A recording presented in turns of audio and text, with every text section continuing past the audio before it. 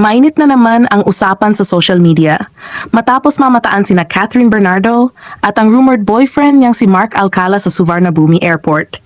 Sa gitna ng Semana Santa kung saan marami ang nagre-reflect at nagpapahinga, tila ibang klaseng break ang pinili ng dalawa matapos kumalat ang isang viral photo na kuha umano sa International Airport sa Thailand.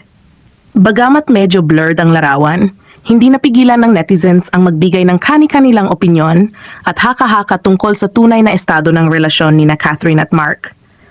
Ayon sa isang source, bumiyahe umano ang dalawa noong March 30, 2026 at may mga usap-usapan pa na posibleng tumuloy sila sa Bhutan para sa isang mas pribado at tahimik na getaway. Perfect para sa mga gustong umiwas sa mata ng publiko. Hindi rin lingid sa kaalaman na marami na espesyal ang Bhutan kay Catherine dahil dito kinunan ang ilan sa mga pinaka-memorable scenes ng hit teleserye na Princess and I, kung saan nakapareha niya noon ang ex-boyfriend na si Daniel Padilla.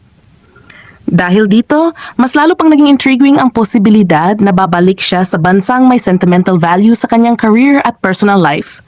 Pero imbes na puro kilig, tila mas nangingibabaw ang intriga at patikos online. Maraming netizens ang hindi natuwa sa paglabas ng alkalde ng bansa sa gitna ng mga isyong kinakaharap ng lipunan. May ilan na nagsasabing tila out of touch umano ang ganitong klase ng bakasyon, lalo na kung ikukumpara sa kalagayan ng mga ordinaryong manggagawa na hirap makapag-leave.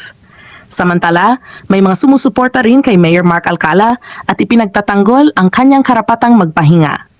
Ayon sa ilan, nagawa na raw nito ang kanyang tungkulin bago magbakasyon at hindi naman daw masama kung maglaan ng oras para sa sarili tulad ng ginagawa ng ibang professionals.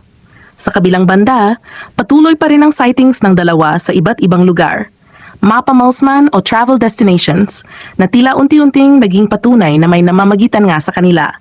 Gayunpaman, nananatiling tikom ang bibig ng parehong kampo, kaya lalong nadadagdagan ng curiosity ng publiko. Sa ngayon, tila mas pinipili ni Catherine at Mark ang low-key na approach sa kanilang personal na buhay, na posibleng indikasyon ng maturity at pag-iwas sa unnecessary drama. Pareho na rin silang nasa edad kung saan mas pinahahalagahan ang privacy kaysa sa public validation. Ikaw, ano ang take mo dito? Karapatan ba nilang mag-enjoy at magkaroon ng private life? O tama lang na ma-question ang isang public official sa ganitong sitwasyon? Comment down your thoughts below at huwag kalimutang mag-like, share, at subscribe para sa mas maraming trending showbiz updates.